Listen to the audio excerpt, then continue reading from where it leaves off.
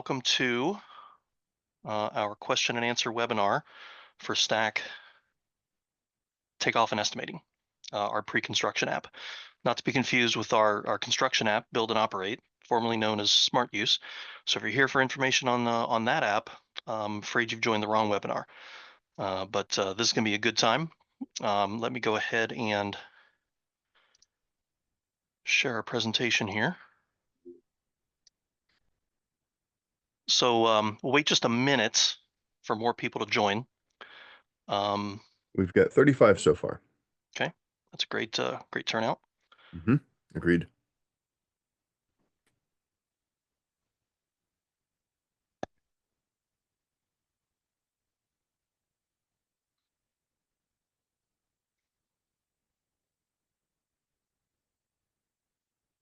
Shout out to Adam.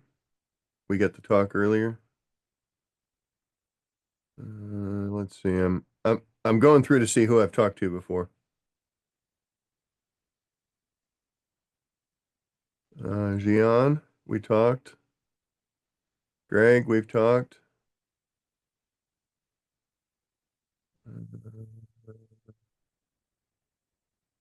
I'm sure there's a bunch of others I'm missing.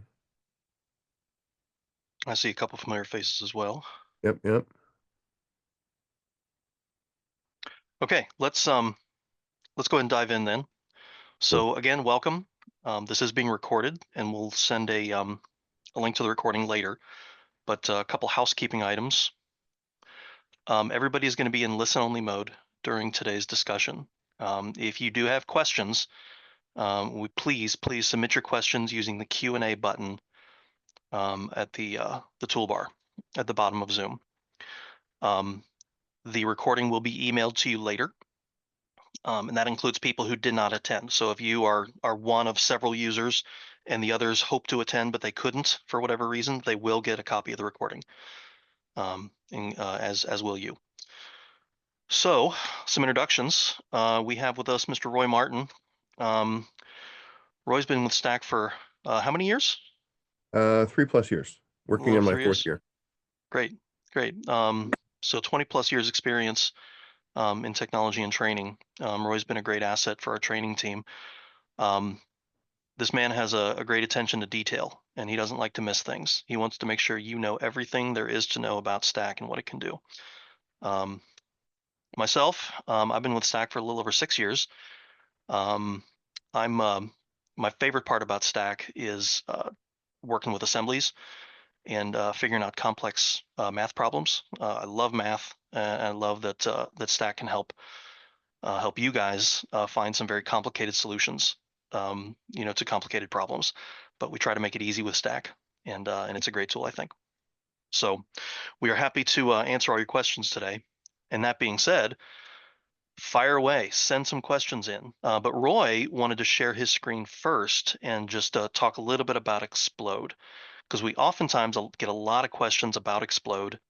And so he'll go ahead and share his screen and talk through it just a little bit about how it works and some things you can do and some questions that commonly come our way. So fire away, Roy. So everybody should be able to see my my ground floor plan here. And the plan is to turn this 2-car garage into a game room. And we're gonna put some ACT on the ceiling of this game room. And so what we're gonna do is we're gonna start with an area takeoff, and we're just gonna call it ACT. We're gonna create that takeoff. Green is fine. We're gonna set our scale first. What is my scale? 1/8 to 1. Okay. So 1/8. It's amazing how well they hide in that little list.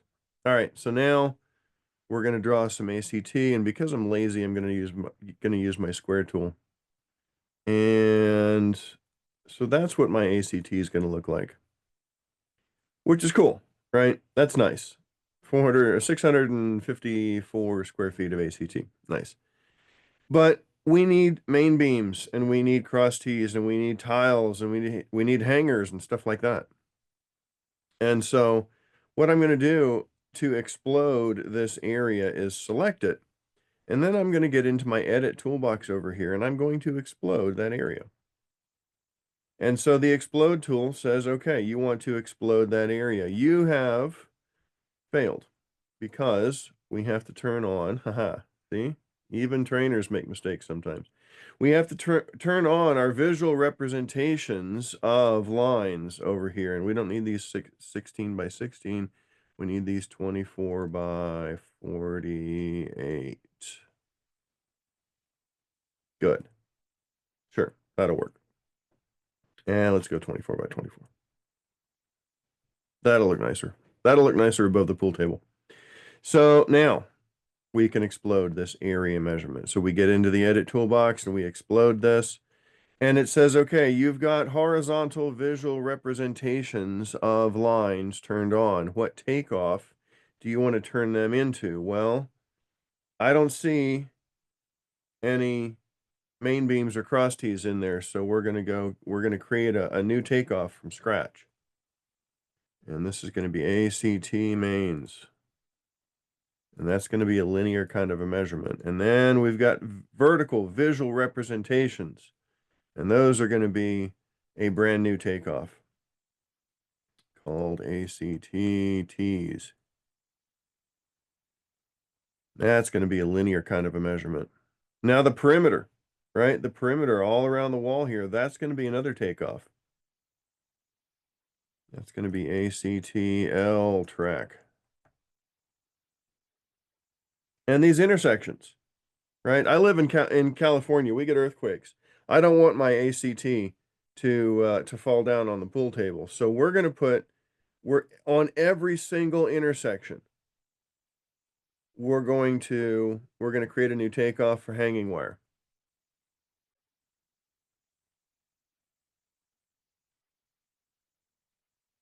Every single intersection. And I get in the real world, you might not do that, but where I live, I'm all about overkill. I want every single intersection to be a hanging wire. And then these tiles, right? The tiles created by these visual representations. What do you want to turn them into? Well, I want to turn them into a new takeoff called ACT tiles. Now that takeoff can either be an area to give me square footage of tile, specifically tile, or I can count them. And that's what I want to do here. So now that L track needs to be linear. Now we can explode all of these decisions. And what we get is a really, really detailed look at how many tiles I've got, how many hanging wires I've got, how many linear foot of main beams and cross tees, and a really detailed list of all the stuff that's going to go into that ceiling. It's an awesome tool, and I love to show it off. So that's that. And that's just one use for the explode tool. You can use it for things like drip lines for landscaping, floor joists, rafters, um, all kinds of things, And we can certainly help if you're looking for use cases and wondering if it'll work for you. Yep, So, absolutely. okay, All well, right. shall we get to the Q&A? We shall get to the Q&A now that we have some cues. Okay. What is the best way of doing a revised takeoff on an updated set of drawings? For instance, if we do a takeoff on 50% DD drawing, I'm not quite sure what that is, with 1,000 items, when we get to the 100% DD drawings, do we have to redo the takeoffs or copy the project to manually copy and paste all the takeoffs from the old drawing to the new drawing? We got a tool for you. It's an awesome tool. Okay. Let me go back over here.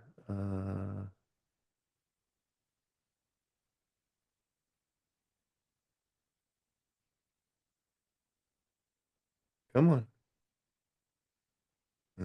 Maybe I shouldn't have done that. It's going to take a minute. All right, fine.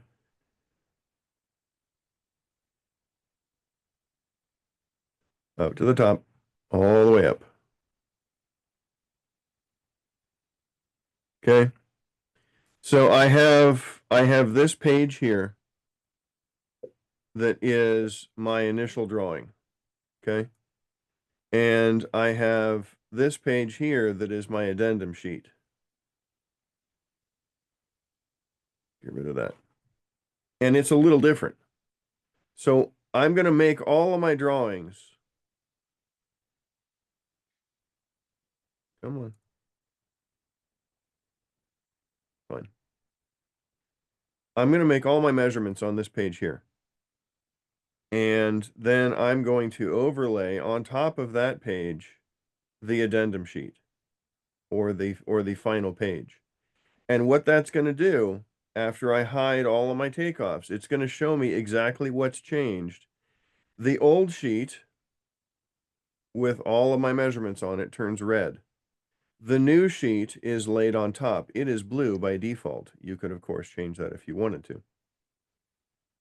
The old red stuff stands out from the new blue stuff. And now, as you're making changes to this old red sheet, you are actively changing the existing measurements that you've made.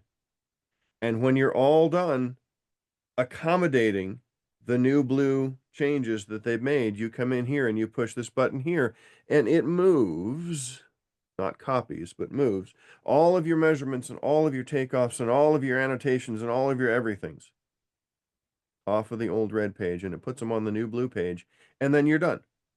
Your overlay process is complete and you're ready to proceed. The overlay tool is an awesome tool, and I think it will meet your needs very well. Please let us know if that'll work, Alex. Another way that you could handle revision type scenarios, addenda, is using label groups. You can keep your original measurements, and then any new measurements that you do, you can use label groups to distinguish one from the other.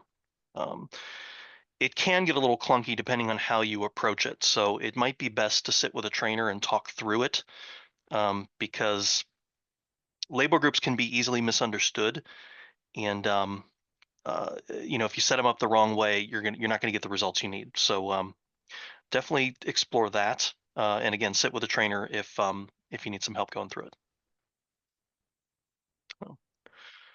Okay, next question. From Greg, have you gotten any feedback on round quantities function in the estimate worksheet? I've yet to use it and plan on spending some time to remove ceiling functions in my assemblies. Yes. Yes. So the I've gotten some feedback, Roy, and you can answer that from what you've seen. But positive feedback so far from what I've gotten. And when you're in the estimate worksheet, keep in mind that you can make a manual change on your quantities. Okay, whether it be takeoff quantities or item quantities.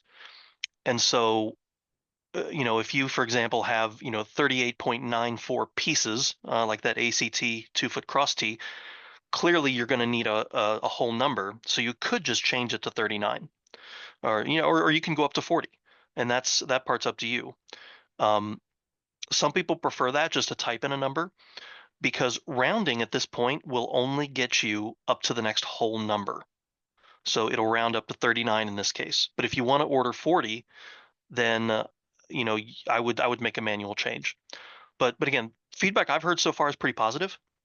And if you find, and this is true for anything, if you find that it doesn't quite do what you want it to do, like I've heard from painters, for example, painters say, well, okay, I've got 12.2 gallons of paint. It's going to round up to 13, but I buy in 5 foot, or I'm sorry, 5 pound, pound. Good Lord. Is it Monday? I think it's Monday. I buy it in 5 gallon buckets, so I want to round it up to the next five. Can you do that? Well, we can't right now, but if you put in a feature request, that's something we could hopefully add in the future. And so we definitely want to hear what you want to say. That leave feedback link at the top of the screen is a great way to tell us what you'd like to see. But yeah, that's what we've. Roy, have you heard anything different? What do you think?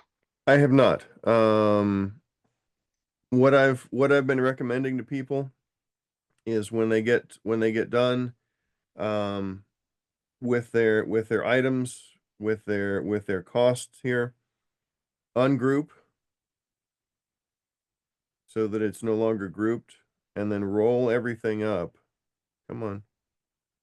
And then roll everything up so you get the most distilled list of items that you're ever going to get. These items relate to this takeoff here specifically. These items here relate to multiple takeoffs. Okay, 2 different takeoffs.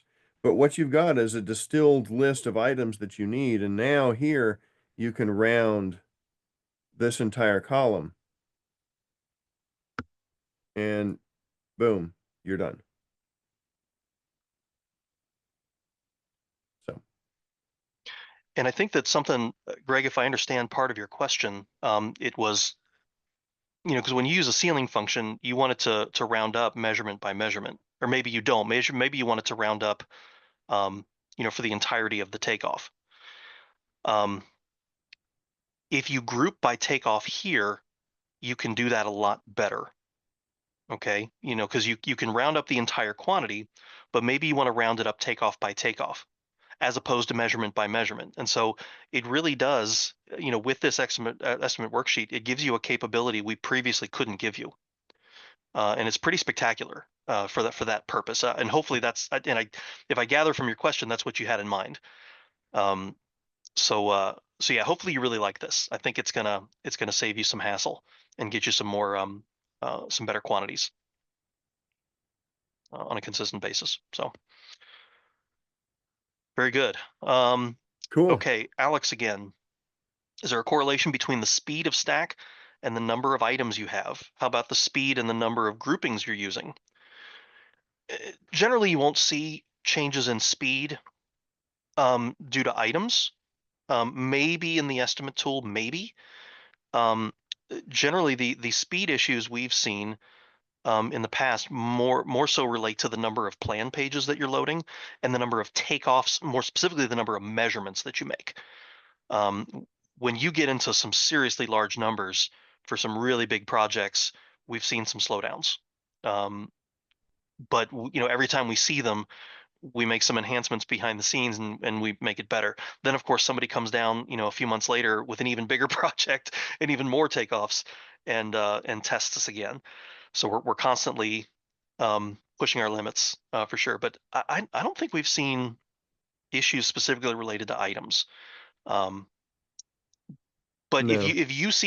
you ever see some speed problems, reach out to the support team. They may they can do some troubleshooting and help you determine if that's us or if it's something on your end.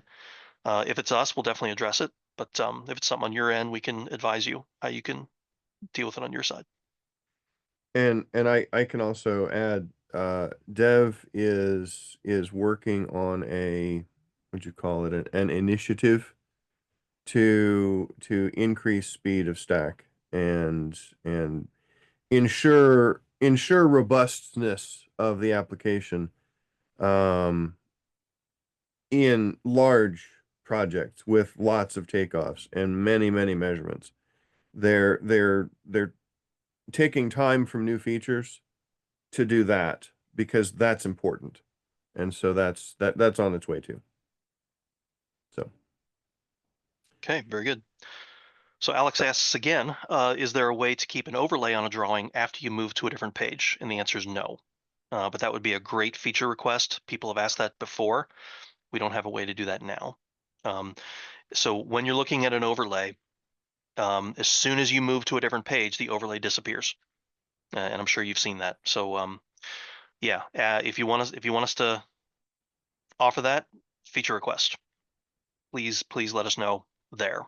And and for those of you who don't know, the squeaky wheel gets the oil here in Stack. The more of you that ask for something, the more likely we're going to add that next. Okay, there are other factors as well that help us in our decisions, but that plays a big role. Is how many people are asking for it, and say so. Do not skip the feature request. If you want to see it, ask us, and we will more likely get it work on that next. Okay. yes, absolutely.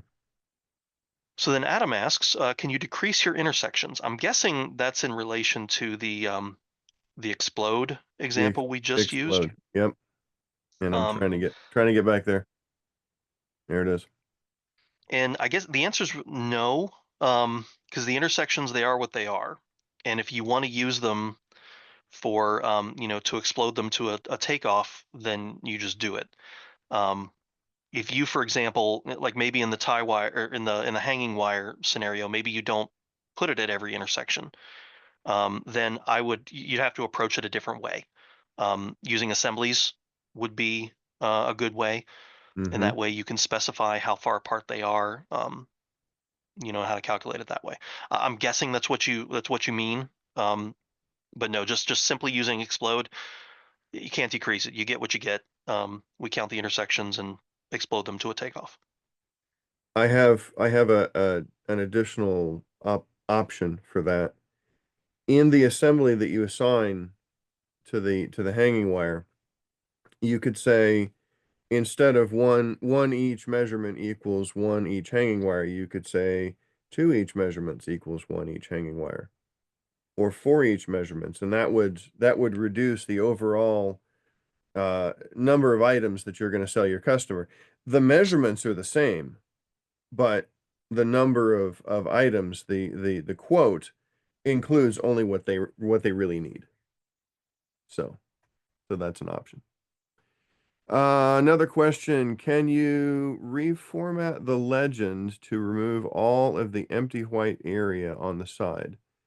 Can you sort the legend by grouping in or in quantity order or in alphabetical order? Today, no.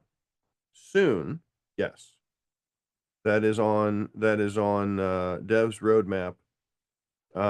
Legend enhancements are on their way. So, yes. Uh, in the case of change orders, is there a way to do negative quantity for items removed and positive quantity for items added in the same estimate?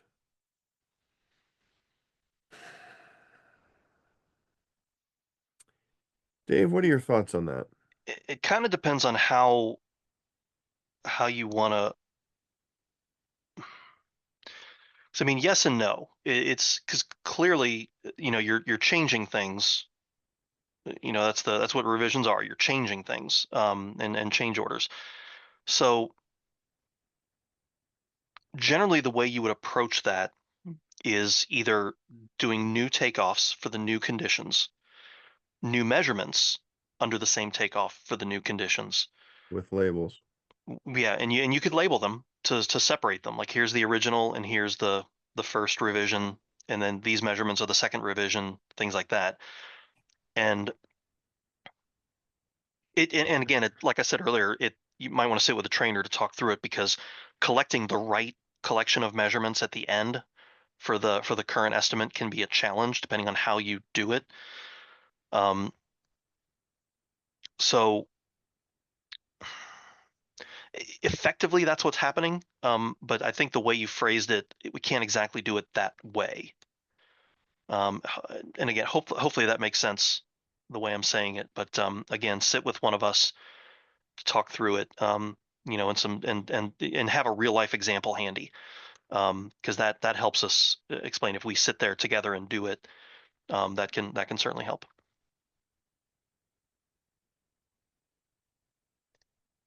Okay, Uh, go ahead. so next question, can you collapse all groupings at once? Once we have tons of groupings, if you refresh the page, all the groupings expand to show all items. It takes a bit of time to close each individually. Alex, I'm assuming you're talking about the estimate page here. And if I'm not mistaken, there is a collapse all that might get you where you need to be. It's hiding here under this tiny little caret thing. You've got expand all and collapse all. If I'm But if I'm wrong about where you are, put something back in the list, please. Yeah, because if you're talking about reports, then we don't currently have a way to do that, to expand all or collapse all. But that would be a great enhancement request. But honestly, the way this estimate is going, this estimate could effectively replace a lot of the reports that we currently enjoy. Um, and it might come down to views and what you might want to do. And anybody using this, when I train this, is the first thing I mention is you can change your views. Um, and so what I like to do, if I've got, I like to mimic our reports here in the estimate worksheet. And if you can do that and get it into a form that you really like, you may not have to go back to reports at all. And you could just do everything here. Just switch from view to view for your, depending on what purpose you're trying to accomplish. And yeah, it's pretty powerful, pretty effective. Because we have a lot more tools in the estimate worksheet than we do in reports. Even though reports are great, they really are. I still take people to reports all the time in training, but yeah, this estimate worksheet is becoming quite a beast, and it's getting better and better all the time, for sure. Yep. Um, okay, moving on. Rob asks, looking for counting lighting fixtures and controls in a large-scale multifamily project, different type of units and different types of fixtures. Is there any way to count the outline of the different types of units in a drawing? Any tips to take off lighting and controls material? Yeah, Roy, if you wouldn't mind, if you got some electrical plans, could you demonstrate auto count and how that works? Yep. That might be an electrical plan right there. And as he's searching, I will make a side note that the AI Yeah. initiatives that we've been working on, um, one of the ones that we've explored, and I don't know any current plans, so please don't think that what I'm about to tell you is going to be coming soon because I don't know what the plans are. Um, but we have worked on, preemptively detecting things like electrical symbols, and so, you could use AI, uh, possibly in the future, to automatically suggest, hey, here's what we found. Here's some duplex receptacles. Here's some 2x4 lights. Here's some can lights and things like that. Um, and then we would give you, we might give you the option to move those to a proper takeoff. Um, Again, this is all in the discussion and planning and talking phase right now. I don't know what kind of specific plans we have, but Roy's going to demonstrate how auto count works, and this might meet your needs based on your question. So I'm creating a count takeoff and wall switch boxes are square, so I'm going to use a square symbol. You have to scale your drawing first because the symbols that we're going to put on the page are actually scaled so that they look right no matter how close or how far away you are from the page. So this is also an eighth to one. And we're going, no, no, no, no. Bad Roy. There. All right. So now we're ready to start measuring. And we're going to get into the magic counter button over here. Most of the time when you count, right, you're in the counter and you go click, click, click, and it tells you how many you've got. But we can turn on auto count and zoom in really close here and very carefully draw a box around this symbol, trying your very best not to include additional stuff here that's gonna obscure what you're looking for. And then in a couple of minutes, it's gonna count up and try and find all of those symbols, and it found one. So let's go try it again. Mm, mm, mm, mm, mm. Yeah, we do how about that one in the pantry? You see that one on the left, to the left Uh, there? yep, That's pretty clean. And yep. so when you choose the symbol that you want to auto count, the cleanest symbol you can find is the best bet. And again, get the box, you know, tight, tight-ish, I guess, around the symbol that you're looking for. And we will do our best, or I should say, Stack will do its best to find as many of those symbols as it can. So the best initial symbol is going to get you the best results. Just found a few more. Yeah. Found a couple more, but but it only found one of these. It only found this first one here. So now the other option you've got, and I got to go turn it on, is here, down here. You can turn on your symbol counting AI. This was our first toe dip into the world of AI. And what that allows you to do,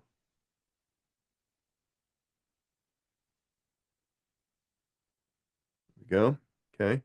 So now down here in this assist, we've got a power tab that allows you to go find switches, and we've got the floor plan, which, Dave, if we don't have any more questions, which is not going to happen, but we could show this off too. But we can go find switches here and see what this can go find. And this will take a minute. So if we want to entertain the next question while this finishes, we can then finish talking about auto count. Yeah.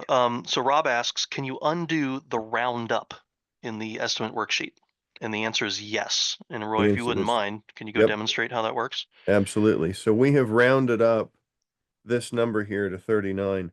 If you want to undo that, you can right click over here and you can reset this coverage rate, and that'll put it back to what it was. And if you want to reset all these things, you can reset all rates, and it's going to reset all of these that are not governed by a formula.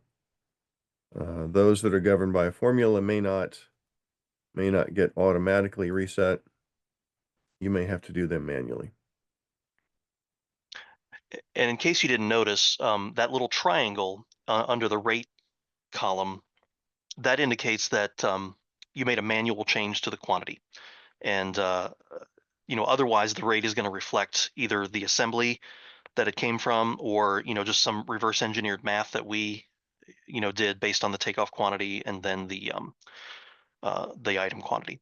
It doesn't always make sense, just because of the way things are calculated behind the scenes, but sometimes it makes perfect sense. So it is what it is. But that's how you would reset the um, to the unrounded quantity. Yeah. Mm-hmm. So that right there. All right, so this AI officially has five full minutes before you should expect it to be done by then.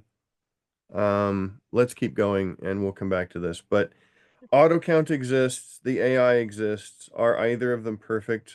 Uh, Honestly, no, they're not. But it's going to be a time saver regardless, and anything that saves time is a benefit. Okay. So So the same Rob asks again, do you have any best practices to count fixture types, linear runs for track and/or linear fixture, and add components to complete a total BOM for one takeoff? Um, Hard to say. I don't know if I'd call them best practices. Typically when you're dealing with electrical type stuff, you see symbols out there. You just need to count things. Auto count can sometimes get your counting done faster, sometimes more accurately, especially when there's a set of plans that is just a big fat mess and there's all kinds of crazy stuff out there.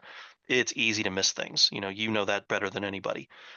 Um, but again, sometimes auto count, and hopefully when, if we properly implement and release some AI functionality, again, that's to reiterate what Roy said, it's experimental right now. You're welcome to do it. But it's experimental, no guarantees. But that'll just speed things up a bit. But when you count these fixtures, and if I understand part of what your question is asking, um, it's one thing to count them, but it's another thing to get all the output that you need. You might count a fixture, but you need things like, how are you going to mount it? How much wire do you need? What kind of a wire drop do you need?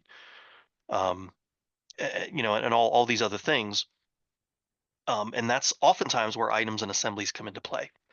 One count can generate multiple items that you can use to put together your estimate, or at the very least, order materials.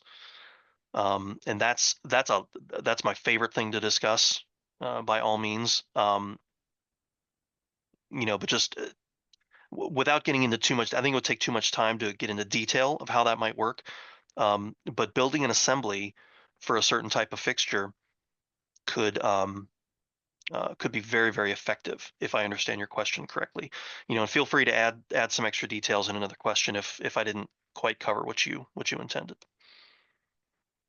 So, but get with a trainer if you're not sure how that works, and you'd like some help, exploring that for sure. Definitely. Craig, you asked us a question about wall takeoffs. I don't quite understand the question. If you There's could there's read. two there's two together. Oh, they just came in the wrong order. Okay. Is there going to be an assembly that can do a takeoff when the wall follows the roof pitch? One point of the wall is 10 feet, the other point of the wall is 15 feet. Um, Kind of. kind of. Kind of, and it kind of depends on what you're doing. Um, so there's different strategies you could use to approach this. So if it's metal framing, um, what I would do is,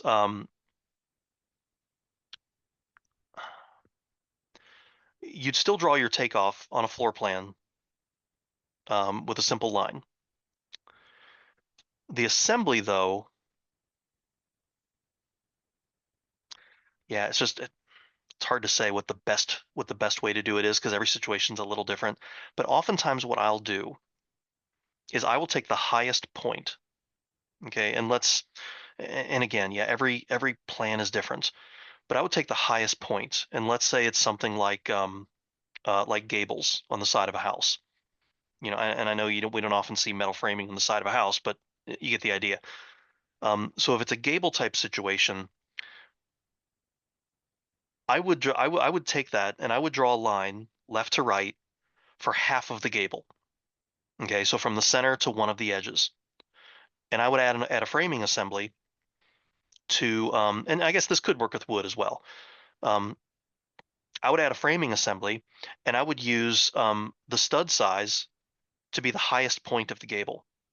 Okay, so I would measure that point with a dimension line, and let's say it's 10 feet.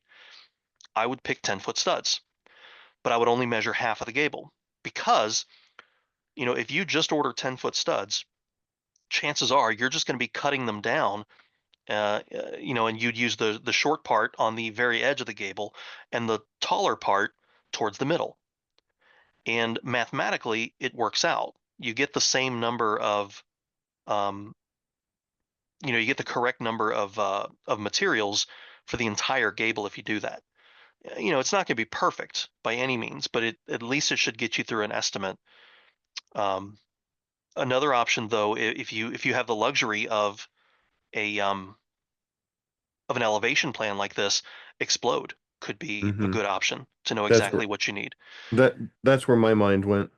Yeah, so just draw an area, do a vertical grid, not the horizontal, just the vertical, and then explode that to, um, uh, uh, Your stud and length. yeah, and we have assemblies out there that are designed for that sort of thing, already. And Roy, if you wouldn't mind, let's go to stack. And I was the one that built these, and I don't remember offhand if I did one for wall framing. I definitely did one for joists and for Yep, rafters. you did. It's So one of there's a my separate folder there. Look at that. it's one of my favorite ones. Yeah. So what you would do is, what type of wood are you doing for the, uh you know for the or for the studs, and then, if you pick the one that says multiple lengths, it's gonna give you the answer in terms of all these different heights. And if it's an 8 foot, it's going to give you, a breakdown how much, it's going to assume you're going to be cutting them. Um, if you want a single length output, then you would use the single length assembly, and you would choose, from one of these groups. Okay, and so you would choose a specific length of board, and it'll give you everything in terms of that one length of board. Here's how many 14 footers I need for this type of scenario. And again, it's assuming that you're going to be cutting, and you need 3/4 of a board here, half a board there, etc. Okay. Again, it's just an estimate.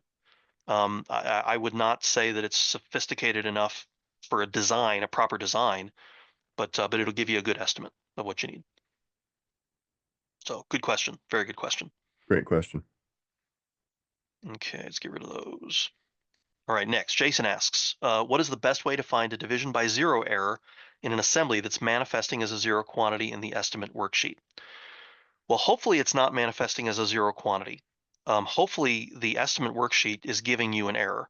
It should. It Roy, should. correct me if I'm wrong. It should. Um, Yes. but what I often do Let to me to see if I can detect, manufacture one here real fast. yeah, definitely, and I'll keep running my yap in the meantime because I'm good at that. Um, but what I always do is I recommend going to reports and looking at item cost by takeoff. Okay. All the other item reports are going to give you a grand total of all items across all of your takeoffs, and you might see an error, a divide by zero error. But the item cost by takeoff, that groups by takeoff. And so you go to an individual takeoff with an error. And so that way you know which takeoff is giving you the problem. Okay. Now, if what we're saying is correct, we're going to recreate it, and so it should give you an error in the estimate worksheet as well, and that's grouped by takeoff by default. And if not, return to the default view so that you're grouped by takeoff, and then you'll be able to see it. Okay, so Roy will demonstrate. Slope shingles, Gra- asphalt shingles, pitch grab, I shingles. don't know if there's a divide by zero error in there. Just grab a labor assembly down below. Scroll down a bit. Well, hold on. This is gonna have labor. Nope, not for Oh. roofing. Roofing's in a Uh, separate assembly. uh, I hate to bust your bubble there. fine.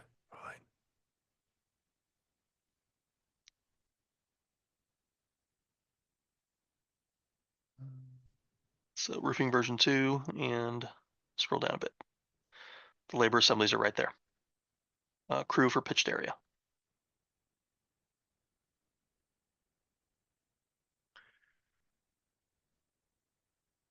So we're gonna leave this 0. When you test,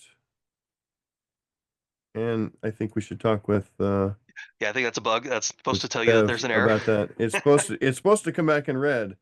And where this is highlighted in blue right now, it should come back in red and it says, "Hey, you forgot something." It's not. And I was hoping today with today's release they would have fixed that. But if we come into our estimate here, we should see a warning on that item.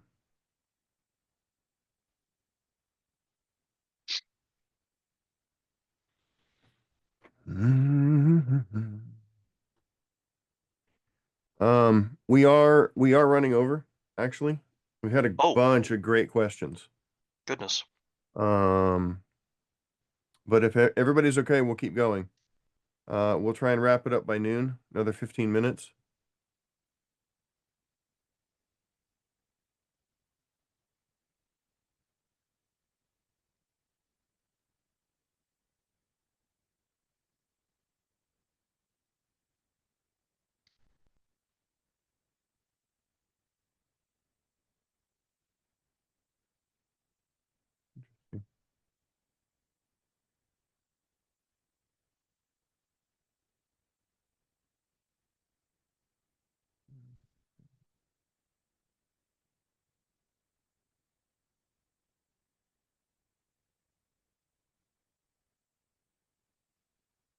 Do, do, do, do, do, do.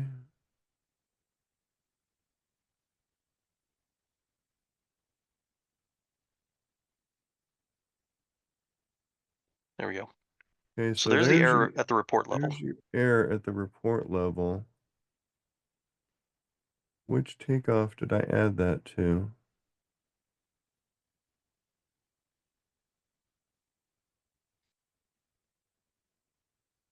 I won't do it. You gotta find the takeoff. Oh, that will though. There you go. Plan view roof 212. So if we come back over here,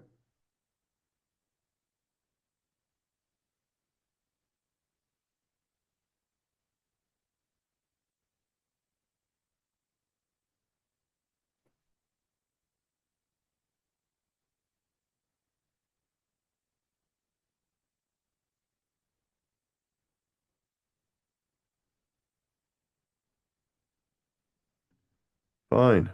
Just do it this way.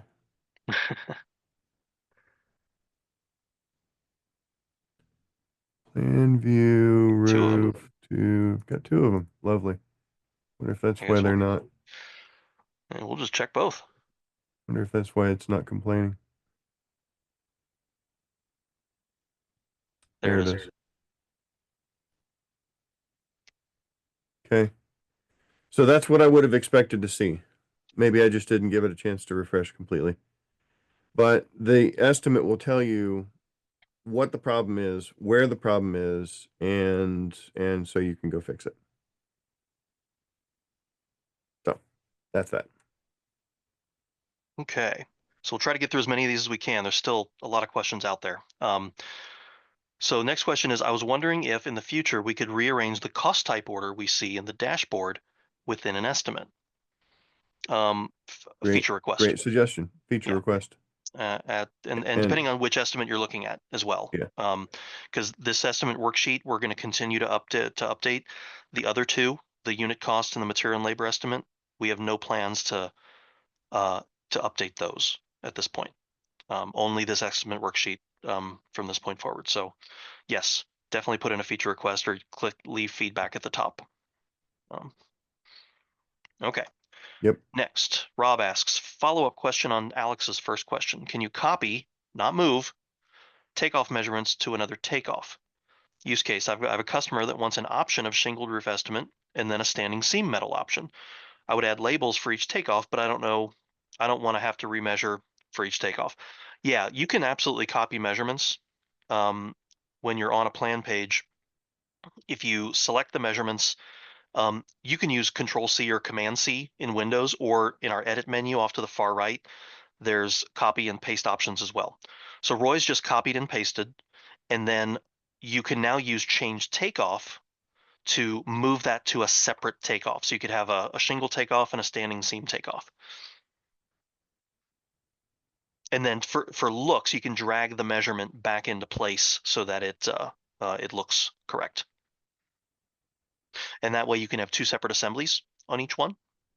And then using our estimate tool, you can change the scope. So one option has the shingle included, the other option has the standing seam included. Also note here, as you change takeoff, it inherits the settings from the old measurement. Very handy. So that's cool. There you go. So now you got two different roof takeoffs.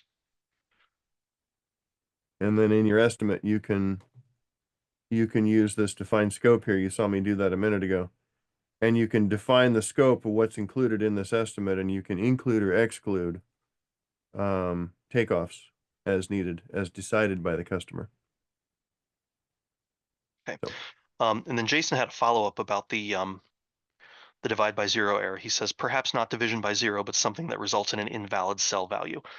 Yeah, it should give you an error if there's something invalid. If Stack for some reason can't calculate it. If you're not sure that it's giving you the right result, it's displaying properly, reach out to support. Just open up chat and talk to support, and they can help you through it. Because again, without a specific example, it's hard to explain what we got going on here. So that's your best bet. The other thing I'll mention on that is if you've got something in your formula that ends up that you're multiplying by zero, there's no catch for that. That's a zero.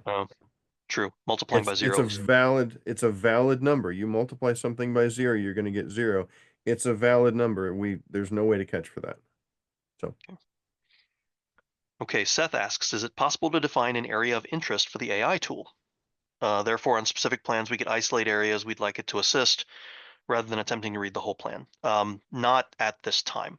It's our AI functionality is still in its infancy, but that's definitely a request we want to hear. I know other people have said it, but again, the squeaky wheel gets the oil. Please add a feature request for that type of functionality for sure.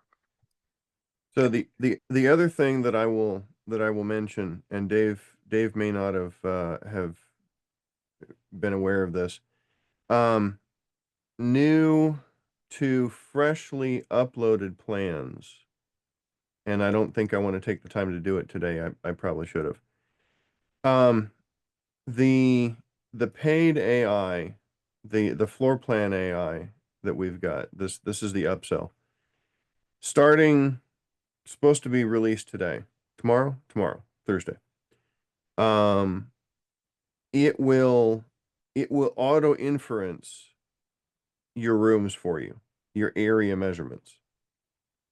And so when you tell it that you want to use the AI and you want to draw in your rooms, we're going to pretend that each of these little sections here is a room. You in your takeoff toolbox, right? You say I want to draw some of this takeoff in addition to your any angle, your square. Now you're going to have a new symbol here that looks like this one here. And that's your auto inference symbol. And you click on this one and you say, I want to draw with the auto inference. It highlights all of the areas, the sections of this drawing that it has auto inferenced. And you simply click it and it draws it in with the selected takeoff for you. Really cool. Okay. Really cool.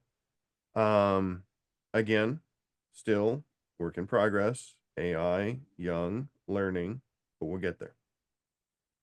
Okay.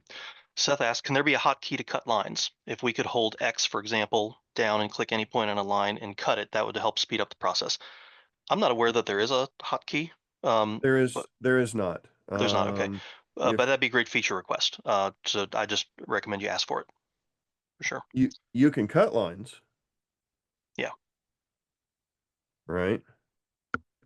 Oh, Alex,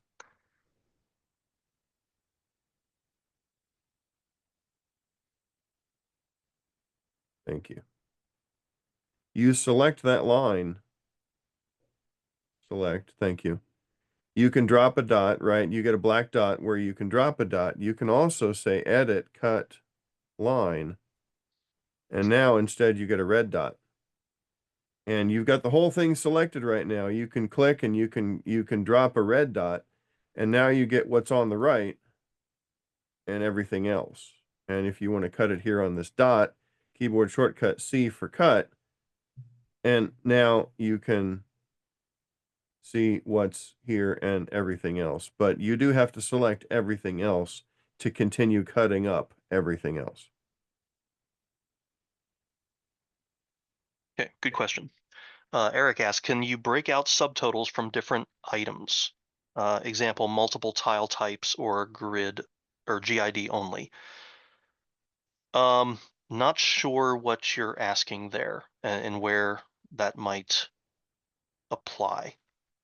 So maybe I would reach out to support or schedule time with a trainer to show us what you're asking. Because I'm not sure what you mean. I with 6 minutes left, I doubt we'll if you add a question later, I doubt we'll get to it today. So apologize. So reach out Ac- just out to support or training.